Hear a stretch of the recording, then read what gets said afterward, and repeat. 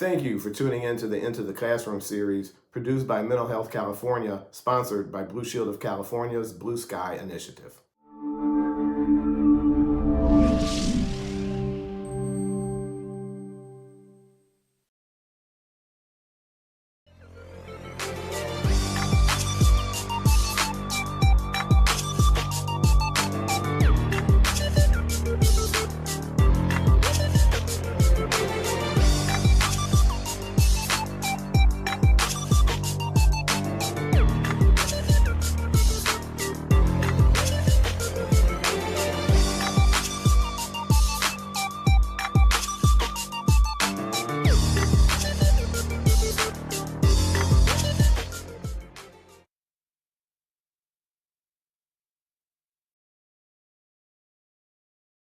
Good evening, everyone. My name is Tex Wembui, and I'm honored to be here with y'all tonight. Before we get started, I want to give a big thank you to Mental Health California and Blue Shield of California's Blue Sky Initiative for making this possible. And also thank you to our peer leaders, clinicians, youth mentors, and all of you joining us tonight. Welcome. And some quick reminders before we start off is just remember that this is a safe and respectful space, no cussing, no stigma, no shame.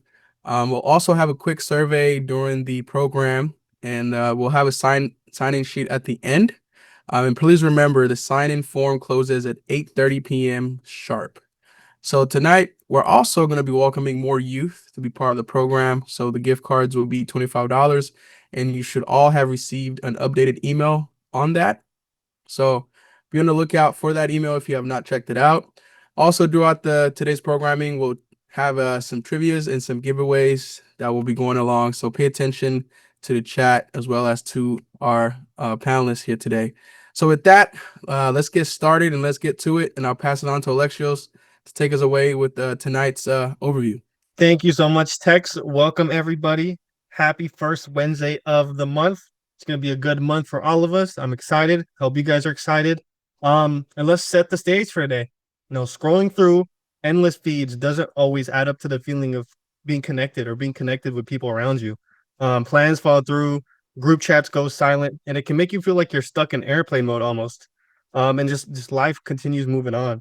But tonight, we're naming what isolation looks like in real life and sharing ways to reconnect with things that actually matter in our lives. I'm going to pass over to Coach Crump to just deep dive into today's topic. Hey, what's up, everybody? Glad to have y'all here. I'm glad y'all are, with us this evening. As Alexios was talking about, I want to start by naming something that a lot of us feel, but we don't always really talk about, and it's isolation. And I don't mean like physically being alone or physically being by yourself. You can be sitting in a crowded gymnasium or in a crowded cafeteria, or you can even get, 100 or hundreds of likes on a social media post, whatever it might be, but you can still feel disconnected. It's a weird, heavy kind of loneliness that doesn't always make sense to you on the surface. And the truth is that, the feeling of isolation is more common than most people might realize. And when it sticks around, it can really mess with us and it can raise our stress levels, make it harder for us to sleep, and it can even lead to anxiety and depression. But here's the thing though, connection is not about how many friends you have or how many likes you have or how busy your social calendar is. It's really about the quality of the friendships that are in your life, the people that are there for you, the people that make you feel seen, make you feel heard, and make you feel safe, with you just being who you are, you just being yourself. So today, we're going to dig a little deeper into it, and we're going to get into how that isolation creeps in, especially in a world where so much of our interactions do happen online. So, I mean, we're all in a virtual space right now online. So, a lot of times we might be in these spaces, but we're going to get into it and talk about ways to, build that kind of real meaningful connection, that can help support you and lift you up and make you feel a little bit fuller, in your truth.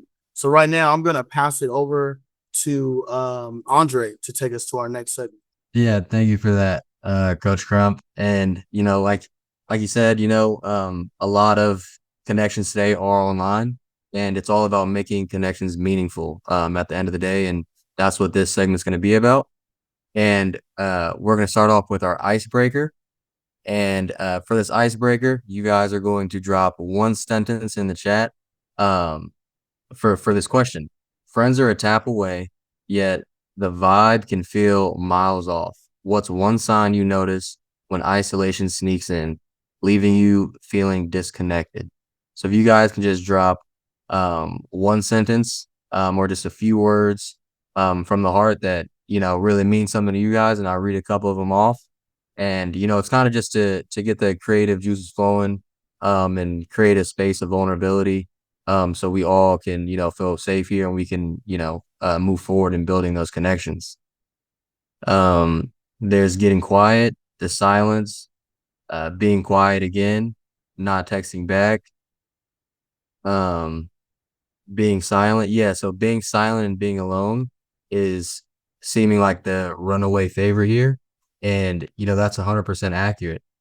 When things are, quiet and when people start to, get silent around you, you can definitely feel alone. And I just want you guys to keep that in mind and keep your guys' juices flowing. And we're going to jump into a topic media here called Finding the Lesson.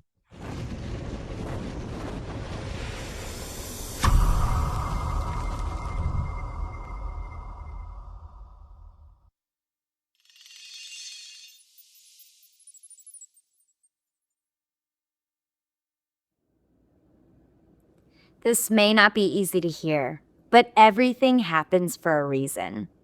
Hey, I'm Grace, mindfulness expert here at Brother Be Well.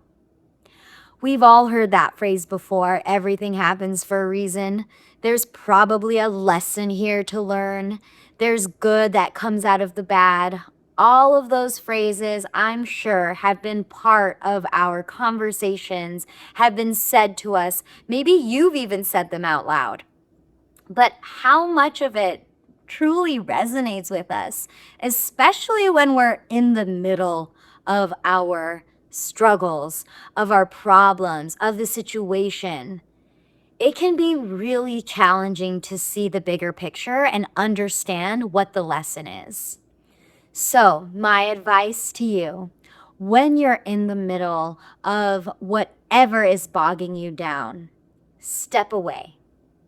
It's not forever. You're not running away from your problems, but you're giving yourself space to see from a different perspective, space to see the situation for what it really is. And when you give yourself that space to see its entirety, that's where you can truly see its meaning. That is where you can see from all sides how this fits into your life. It's okay not to continue the fight, not to continue the struggle every single minute of every day. It's too hard sometimes, and it takes a lot of energy. Don't be afraid to step back. Don't be afraid to create space for yourself, because it's necessary. This space of reflection helps us to see what was really meant for us, what the true meaning and intention behind certain situations or events can be in our lives. You know what they say, hindsight is 20/20. When we can reflect back, we can see the truth of what it was. I'm Grace. Remember, brother, be well.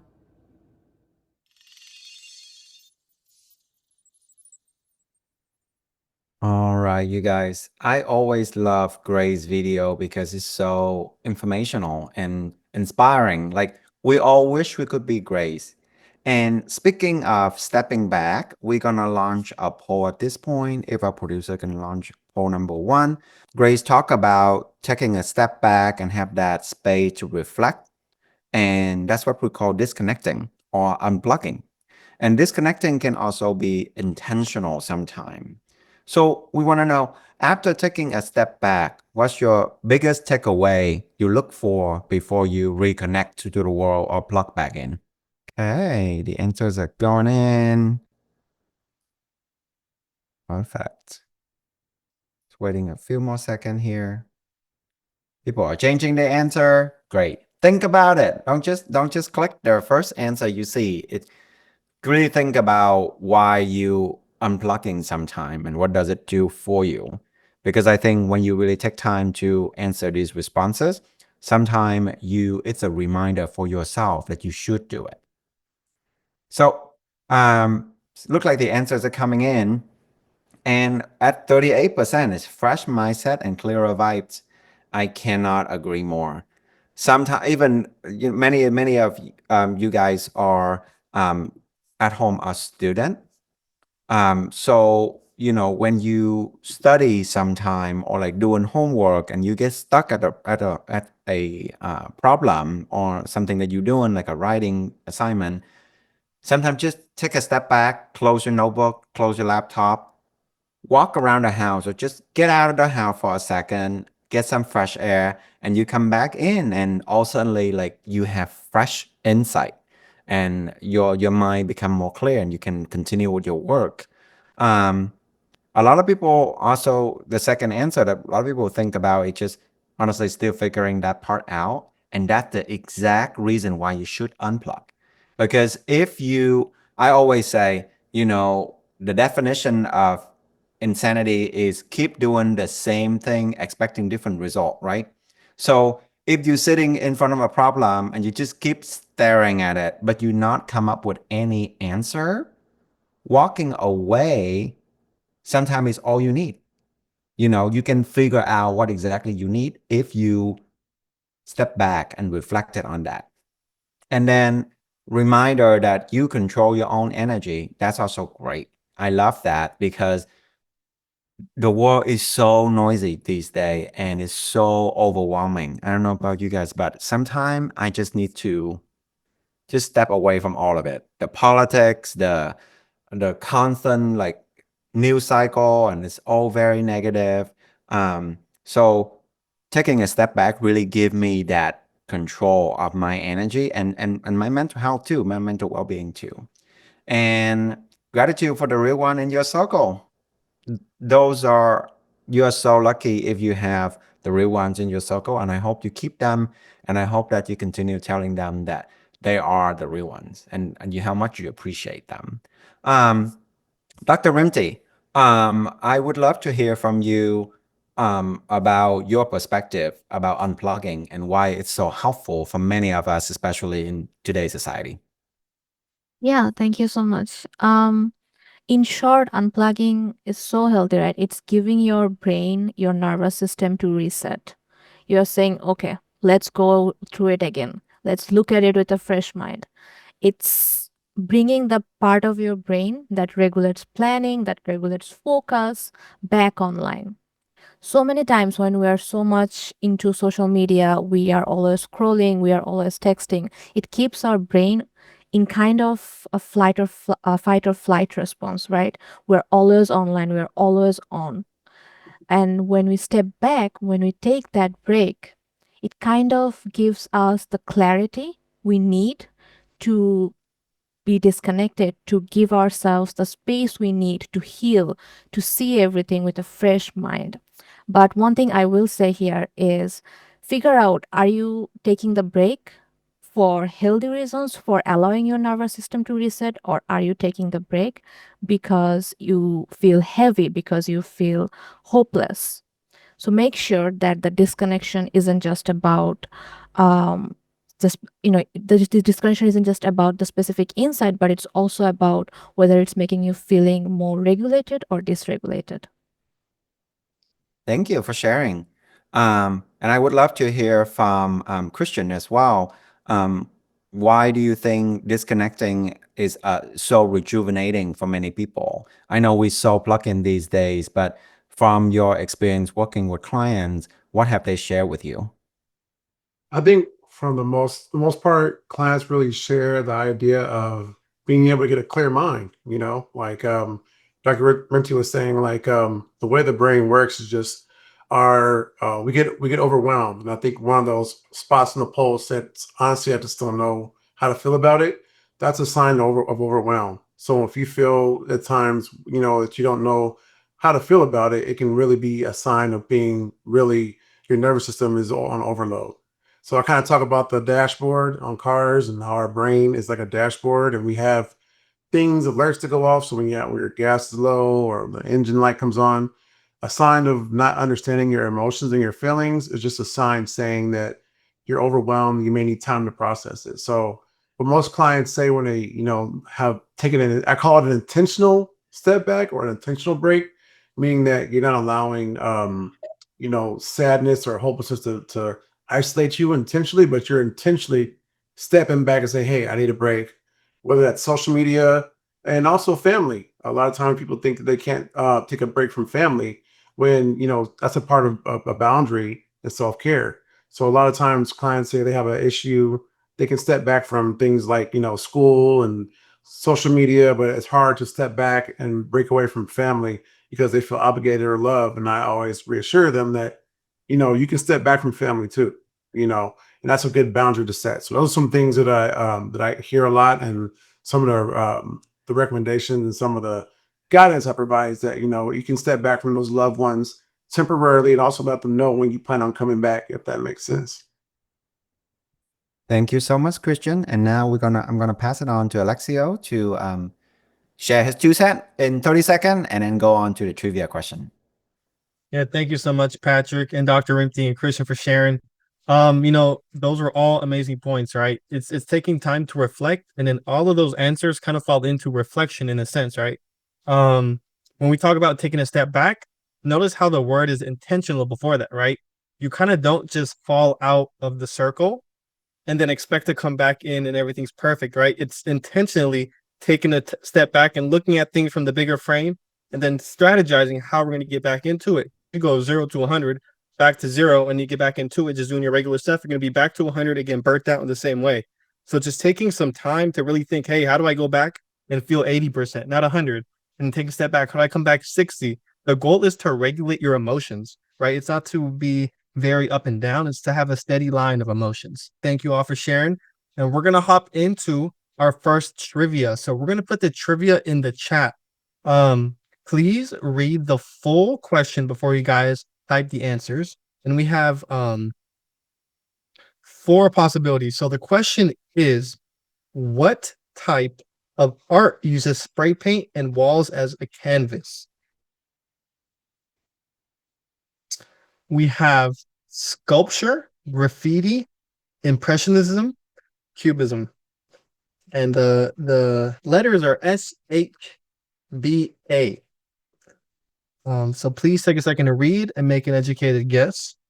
Let me see, we have a lot of answers already.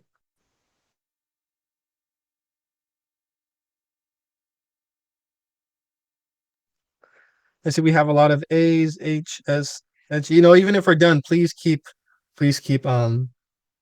commenting or answering, and then when we can get whoever got the correct one in chat. Congrats.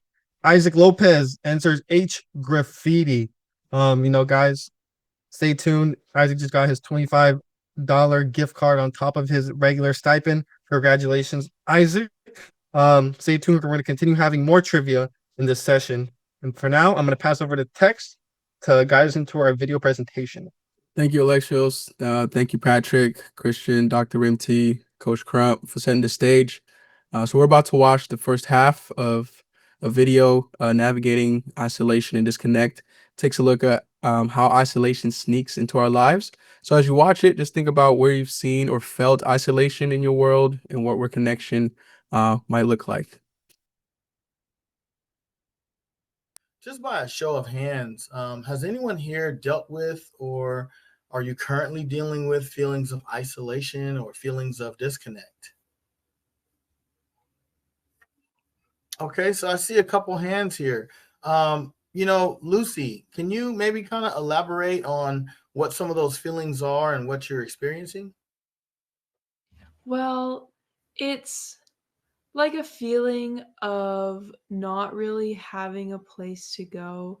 I would say my isolation and disconnect comes from life transitions. I'm going to college next year, and this is just kind of like a transition zone between a new environment in my old one with people who I've been with for 13 years now. And it's really hard to feel like this is going to end and that there's going to be light at the end of the tunnel, and that this, like, being stuck here with these people will not be forever. And it can be really isolating to not really have things here. Erica, I saw you raise your hand also. Would you care to elaborate or talk to us about some of those feelings that you're having? Yeah, so I definitely felt some isolation and disconnect, especially making the transition from middle school to high school. Um, for me, it was right during the COVID pandemic when I was making that transition, and I was also going from private school to public school. So going from such a small environment to like a huge environment with so many new classmates was definitely challenging, and it stretched me in a lot of ways. So I think that going to new environments and not really knowing like where you fit in, and not having, for example, during COVID, not having those just natural ways of getting to meet new people, I think that can create some isolation and disconnect, especially when like our schedules during that time were so repetitive. And let's look at some statistics on isolation and disconnect among young people.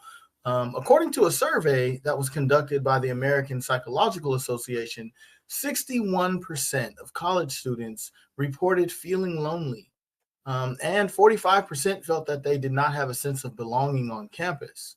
In another study published in the Journal of Adolescent Health, 30% of high school students were consistently lonely, with young girls being more likely to experience loneliness than boys, more so than our young male counterparts, which I'm kind of curious about. I'm here, I'm on a into the classroom session right now with a bunch of young women, and they vary in ages. And I'm just curious, would anyone maybe by a show of hands or want to raise their hand to maybe tell me why they think that the young women and young ladies are feeling more of that feeling of loneliness more than young boys?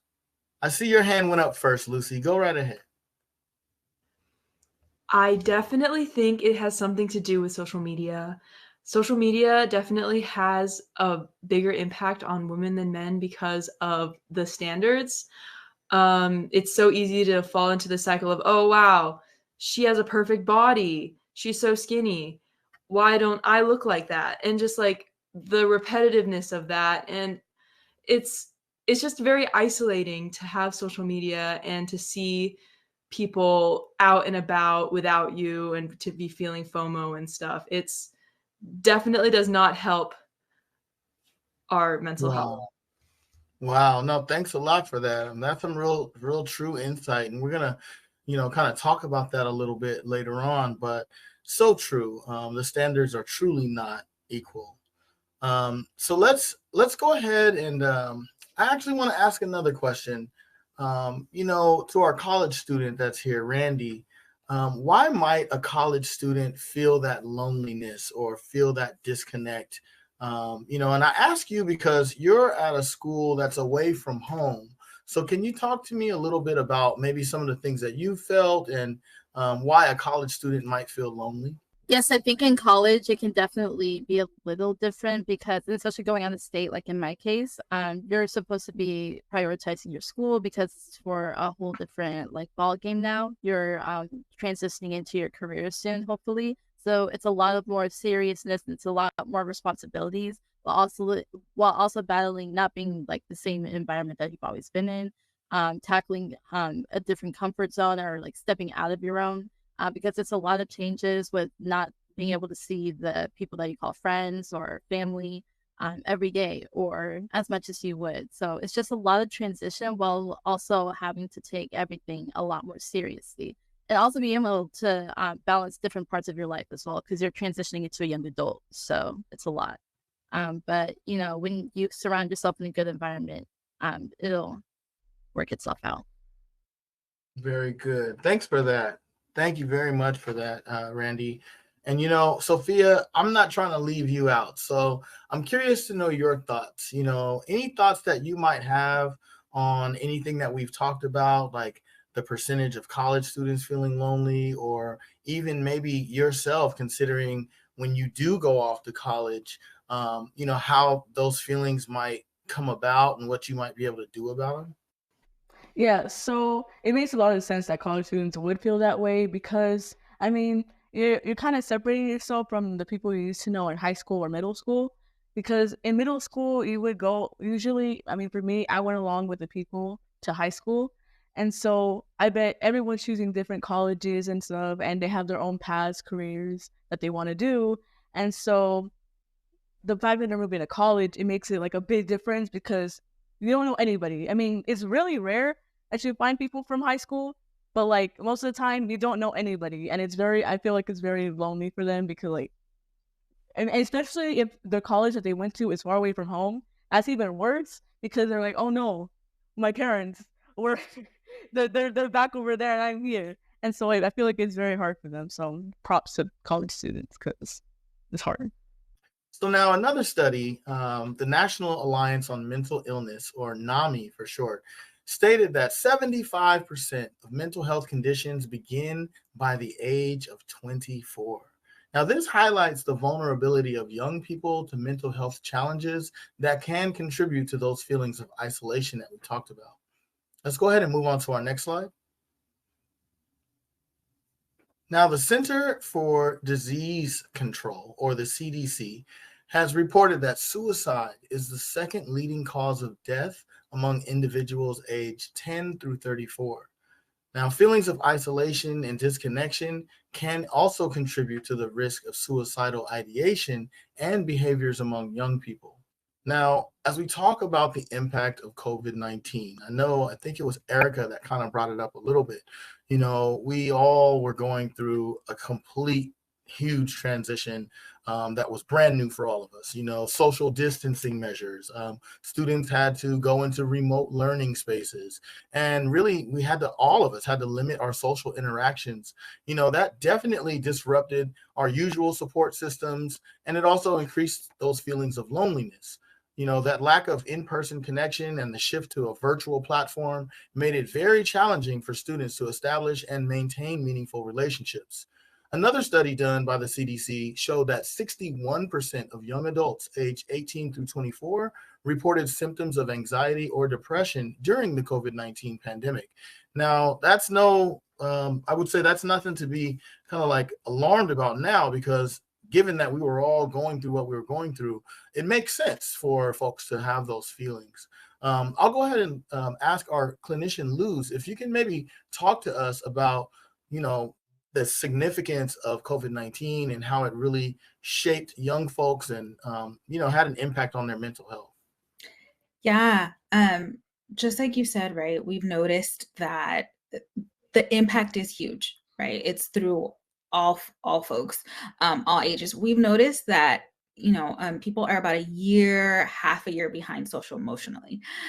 It's hard to jump back, right, on what it's like to be social, on navigating all of the different things that we have to do. Our routines have changed, right? On the flip, they changed during COVID, and now they're changing again when it's sort of like back to business. But what exactly is that? So we've noticed it's definitely been very, very challenging, sort of just navigating like what life after being isolated is. Lots of social anxiety, trying to figure out, how do we create these relationships again now that we're not in front of a screen? And so, it's baby steps and sort of figuring out, right, like how do we find places where we feel comfortable and where we belong, and we are feeling those sense of belonging, and connection, really, like how can we find connection in a place that feels comfortable and authentic for everybody. Now, I have a question that I want to ask everyone. And this is actually a question that I'm going to probably end up asking some participants if we have time. But before we get into that, I just want to ask you, have you ever been in a situation where you were surrounded by people, but you still felt alone? Talk to me about what that was like, what helped or what didn't help. But let me ask you, Dr. Remti, if you can maybe elaborate on what those feelings of isolation might be like, even though a person is surrounded, how that can impact an individual. Yeah, no, it's a very common experience, especially for young people. And from a clinical perspective, we call this perceived loneliness, right? So it's not the number of people around you, but do you feel emotionally connected to them? And research actually shows that perceived loneliness, or our perception of us being lonely, is one of the strongest predictors of depression and anxiety in young people, even more than how much time they spend physically with others. So, whenever we're comparing ourselves, whenever we believe that other people have a close bond but we don't have it, whenever we feel like we're in a big group but no one actually sees us, no one actually gets us, or whenever you're hiding stress or sadness, and all of these reasons, especially coupled with the fact that you're still growing, you're still developing, in a stage where you are wired for acceptance, you are wired for connection, all of this also really, really contributes to the Mhm. perceived loneliness that we feel. Yeah. Yeah. No, thank you so much for that, Dr. Rimti. I did see that we had someone in the chat, Noor. Noor, you just said yeah, so I'm gonna assume that you were saying yeah, like you wanted to respond. It would feel weird because honestly, sometimes people get lonely, so they just talk to a random group of people and they want to feel included. So they, even though they feel alone, they stay in the group just because they don't want to I don't know how to say it, look alone, or like try to ease the loneliness that they have. Yeah, no, thank you for that, Nora. That's real talk. I mean, you know, that perception is one thing. It's like people don't want to be perceived as like being a loner or being by themselves, so they'll, you know, jump into a group discussion or jump into certain discussions. You know, it's important to have people in your life that are, you know, able to, you know, pour into you and really have a meaningful relationship. A friend of mine once said, you can have 1,000 friends that are a mile wide but only 1 inch deep. They're not really deep friends. But if you have really like 2 to 3, 4 friends that are like a mile deep and you guys have a close bond, those are lifelong friends. And you want to make sure that you're having those types of friends and building those types of relationships as you grow. But at this point, I don't want to take too much of the time. So I'm going to pass it back over to Alexi and we can continue on with our discussion. Yep, thank you so much, Coach Crump. One thing that I could talk from experience is it gets real lonely when you outgrow people you've grown up with or you were kind of forced to be with, right? That's one of the biggest ways. And personally, I can say, and I feel like it happens a lot. You know, it's okay to outgrow people, but that's where we talked about taking a step back intentionally, right? You feel this loneliness with these people you went to high school, middle school, elementary with. Why? No, they're the same people, right? Nothing changed, but you changed, and you acknowledging that you changed is one step for growth. So keep growing, and you know, it's taking that intentional time to step back and really realize what you want for your life and who makes you happy. And that doesn't mean you're a loner. That means you're finding yourself. And the sooner you find yourself, is the sooner you can pursue what makes you happy, your passions, and have an amazing support group around you. So you know, we're all learning and we're all growing together. Thank you so much, Coach Crump, for that amazing conversation. Just real quick, everybody, we're gonna drop a Blue Shield survey in the chat. It's a survey. Blue Shield is our sponsor, and it's what continues to help us provide these amazing sessions and everything we do here at Brother Be Well. So it's just posted in the chat. It's gonna ask you a couple questions. We're gonna give you guys 1 to 2 minutes to fill that out. So really quick, please, it's super important. Take a minute and just answer. It's just a few basic questions about, you know, your grade and etc. So take a second and give us a thumbs up once you're finished. And then once again, everybody, once you're done, please just a quick reaction of a thumbs up, just so we know who's done and how's it going. Beautiful. I see a lot of thumbs up. If you guys are continuing, please feel free to continue. We're just going to move on really quick to our next segment, which is trivia with Andre. So I'm pass over to Andre. Yeah, thank you for that, Alexios. And as he said, we have our second trivia of the night here coming up. And once again, as you guys learned, the options are not just A, B, C, and D. They're different letters. So make sure you guys read the questions before you answer, or else you will not be able, to be eligible for the $25 gift card. And make sure your guys' answers are directed to everybody, not host and panelists, so everyone can see the answers as well. And with that being said, the trivia question is, what tree is the tallest tree in the world? Sequoia, oak, pine, or maple? And I know the answer to this one. I'm, interested to see if you guys are as savvy when it comes to your trees. We're in Sacramento, the city of trees here. And so I think that's pretty interesting as well. W's in the chat, boys. Yeah, there we go. And it looks like our winner is Eliana Narvaez. Yeah, so congratulations to you. You got the right answer. The answer was W, a sequoia. And you will have an extra $25 gift card on top of your stipend given to you after this segment. So thank you guys for participating in the trivia. We have another trivia coming up, so stay sharp for that. And I'm going to now pass it over to Patrick for a second Zoom poll. All right, you guys. Just like the first Zoom poll, this is the second one. We want to hear your thoughts regarding this question. And what do you think is like the biggest reason why young people are feeling isolated today? So go ahead and place your answer and let's see what we have. I think social media has a lot to do with it, certainly. But want to see what you guys think. Yeah. Okay. So yeah, we have a lot of social media, and that is exactly right. Social media to me is like this dark pit of energy vampire. That's the way that I look at social media. And don't get me wrong, I love my Instagram. I post almost daily and I check to see if I get any likes, and because that's how I interact with a lot of my peers who are not here with me in Sacramento, but rather out of states or even internationally. But by the same token, as much of a tool that it is to connect, it also can be very harmful. That's why there's all these regulations try to regulate and control social media so it's not harmful for young people. And there's also I also feel like there is a lot of judgment these days, right? Even though we're in this society where your uniqueness in celebrity, and then we're speaking in celebrity term, if you are unique, you are celebrated.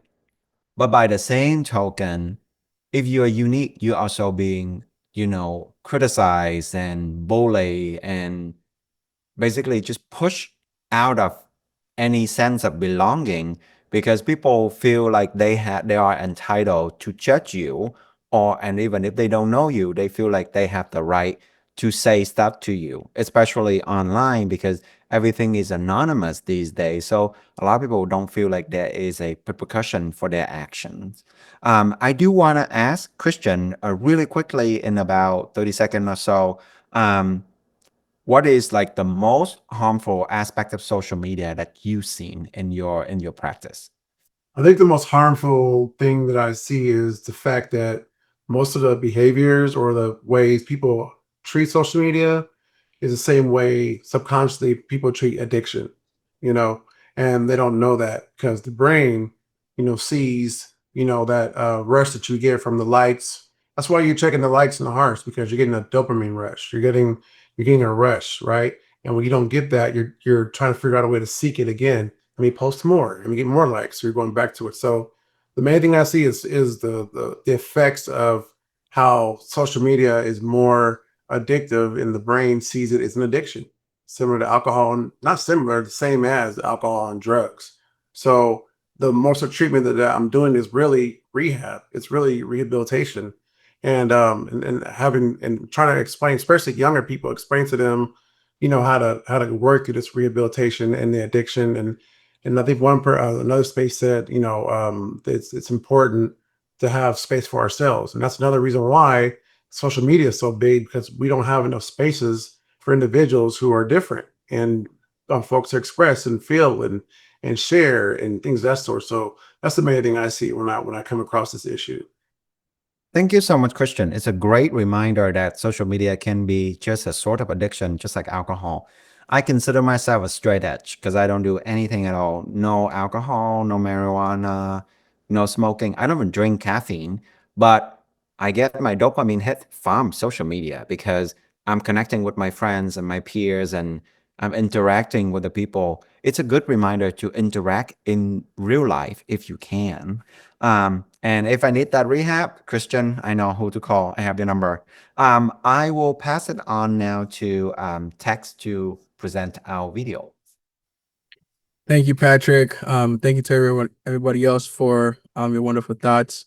We're going to continue to the second half of the Navigating Isolation and Disconnect video. And as you watch, ask yourself, what does it really take to break that cycle and create spaces where people feel safe and supported? And then after that, we're going to dive into a Google Doc Jam, which will have the wonderful Coach Crump lead us into that activity. When we talk about mental health aspects of isolation and disconnect, we know that young people can have feelings of negative self-perception, have feelings of low self-esteem, and fear of judgment. Additionally, there's the stigma around mental health that can further isolate individuals, particularly young folks. And they might be hesitant to share their experiences, or they might be hesitant to seek support. So these are all just ways in which we know that young folks can be impacted by this.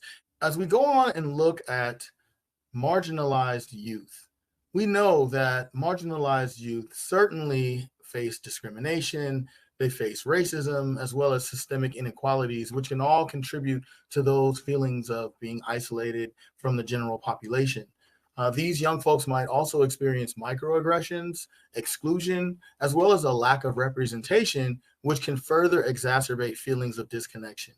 We must address these systemic issues and create inclusive environments that value diversity and promote equity. Now, as we go further into this topic of isolated and disconnected youth and the behaviors that are often found by our young folks, I'd like to ask. Let me go ahead and ask you, Sophia. Can you maybe talk about some of the behaviors that a young person might exhibit if they are feeling disconnected or isolated? Yeah, I feel like they would lock themselves in the room because honestly, I've done that before. I've locked myself in my room and like if I'm bored, I would do whatever I could find the pantry, eat snacks. I'm not gonna lie. And so I would also watch a movie and just like distance myself away from everyone.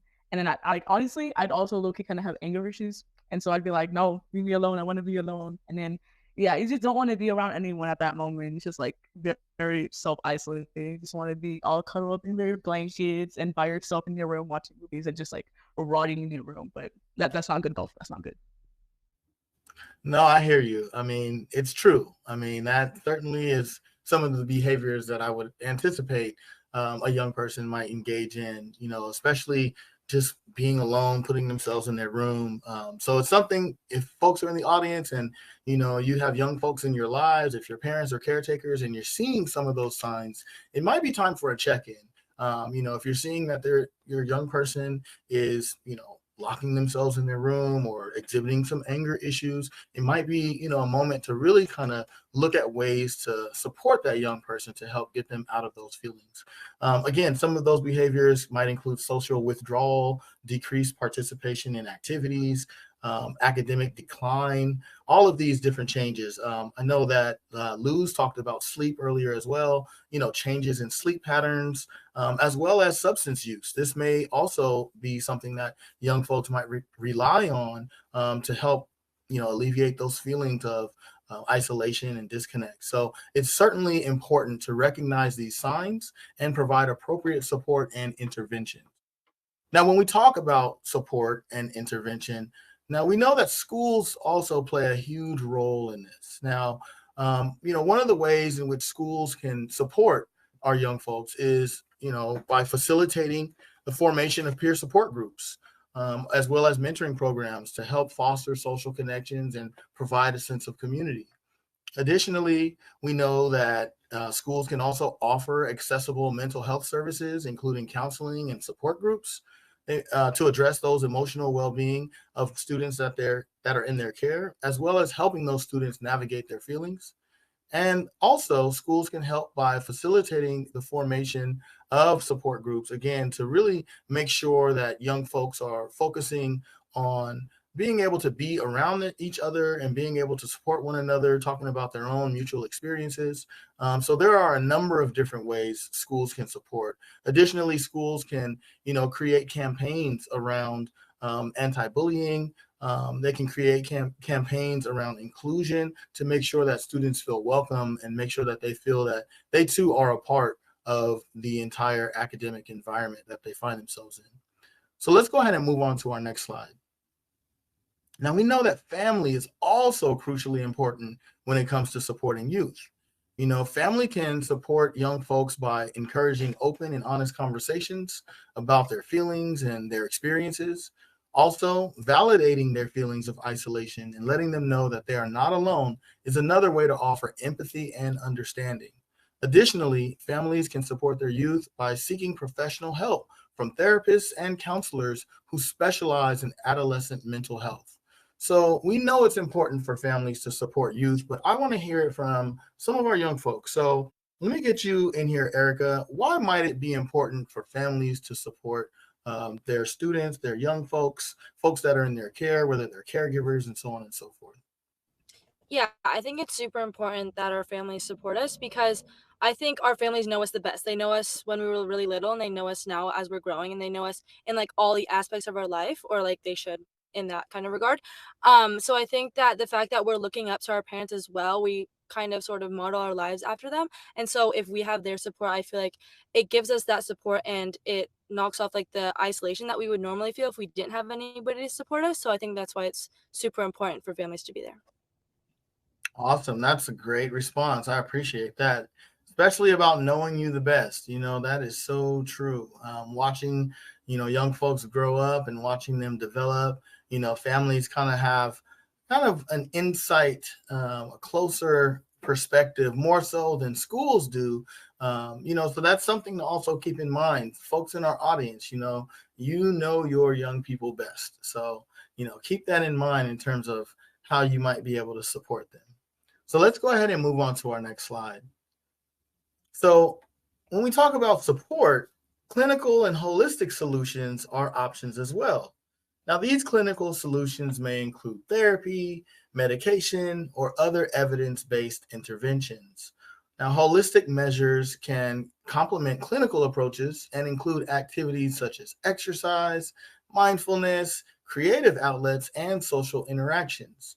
Now, encouraging young people to engage in hobbies, join clubs or organizations, and participate in community activities can also help them build connections and combat feelings of isolation.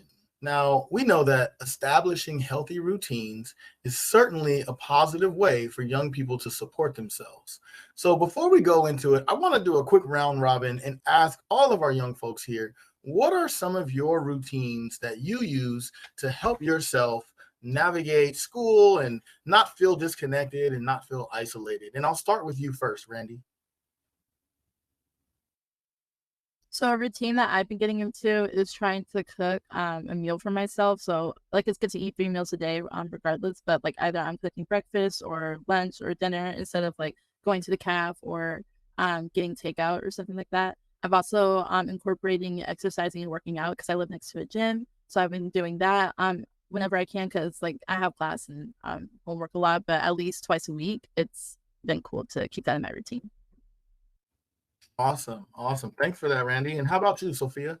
So one of the things I have in my routine is marching band practice after school, and we basically our teacher makes us like run around, like she makes us do exercise laps, and then obviously after the warm ups we play our instruments, and then like we practice the music, and then after school I come home, I do my homework, and then I call my friends. I like to call my friends, and then we play games sometimes if I have the time. Sometimes I still have to do my homework, and I stay up until like 12 a.m. because I just have that much. But I do like talking to my friends because I feel like it gets me like, I don't know, it just gets me motivated to talk to people. It's just, it gets my mind out of stuff. And so I feel like talking to my friends is like a big factor, a big part of my day. Thanks for that. How about you, Lucy? Yeah, I can never compromise on sleep. I need 7 hours at least of sleep a night. If I get 6, I am yawning all day. I am not focused. Like, I need my 7 hours of sleep. And I love going to the HIIT gym. I try to go at least 3 times a week. I also go rock climbing, which is super fun. And I also try to reach out when I'm upset. And it's hard. It's really hard to reach out and to, like put yourself out there, but it's worth it, I think, in my opinion. No, that's great. That's great. So far I've heard sleep, food, talking with friends, and exercise. Erica, what is in your routine that you use to help support yourself? I think to add on to like exercising, obviously, and talking to my friends, at school and also like after school, I take part in a lot of like volunteer activities, also like community based leadership activities. And I think having those like activities set aside in my routine in my schedule each week allows me like a place where I can just like go and do work or help other people or do stuff like that.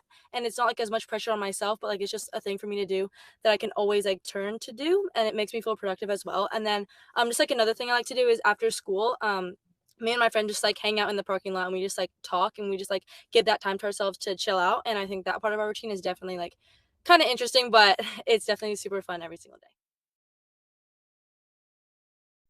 Awesome.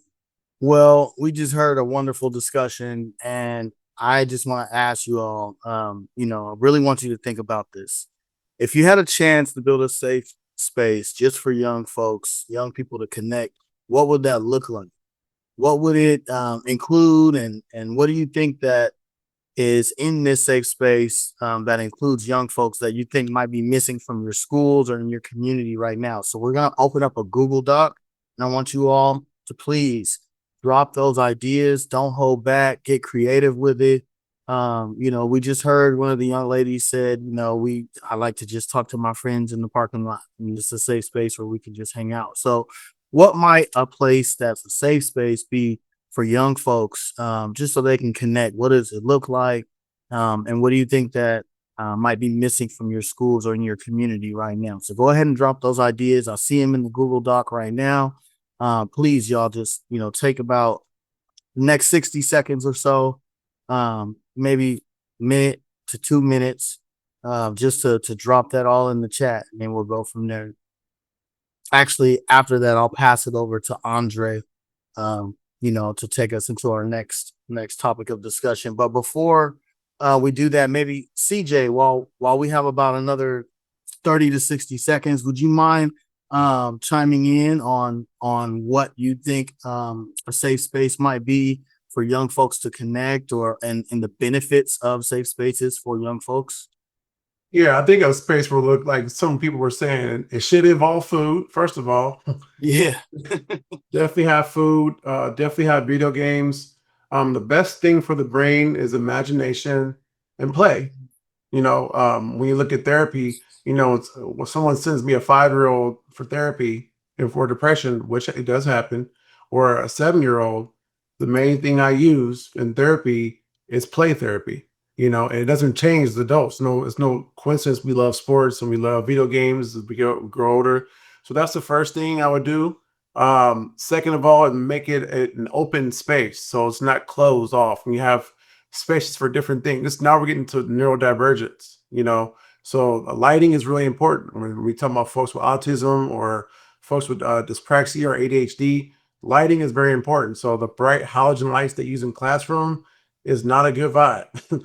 Low lighting is helpful for the eyes and it helps to calm the brain. So those are a couple of things. And probably the last thing I would say is really including things that are culturally relevant. So whether someone has a certain religion or a certain practice that they do, if they pray every hour, a space for that, for individuals who are Black and brown folks, who may be interested in certain things. So it has to be culturally inclusive too. So those are just a few things that I would start off with. Much appreciated, CJ. Thank you. I'm gonna pass it over to Andre for the next segment. Yeah, thank you for that, Crouch Crump. And this is our third trivia question and final trivia question coming up. You guys know the rules. And once again, the answers are not A, B, C, or D. So do not just click those, and then make sure you're responses are directed to everyone, so that everyone could see your answers. And the final trivia question of the night is going to be, what horror movie follows an AI doll that turns sinister? Annabelle, Megan, Child's Play, or Orphan? And let's get those answers in the chat. As you know, these are all somewhat new movies, so you guys should be super hip and up with the culture when it comes to these horror movies, especially if you guys love scary movies. And congratulations, Gray Hernandez. The answer was Megan, and you will have an additional $25 on top of your stipend after the session. So congratulations, and way to go on knowing your horror movies. And with that being said, I'm gonna pass it over to Tex so he can close us out. Thank you so much, Andre. Thanks so much to everybody else. Before we close, let's please make sure to put the sign in right now, and the sign in sheet is in the chat, and it will close at 8:30 p.m. sharp. So don't wait till last minute. And also, as we wrap up, just want to remind you, isolation, can feel heavy, but connection is very powerful. Even one real conversation, one safe space, or one person checking in can change everything for you. So sometimes reaching out might seem like it's too far, but it might be actually closer than you think. So just remember that. And that's kind of what I just wanted to leave y'all with that. And thank you everyone for being here tonight, for your honesty, for opening up, and for your presence. And our next pod will be on Wednesday, November 5th at 7 p.m. And that will focus on building mental resilience. So until then, take care of yourselves, take care of each other, and remember, you're never truly alone. Thank y'all. Thank you, everybody.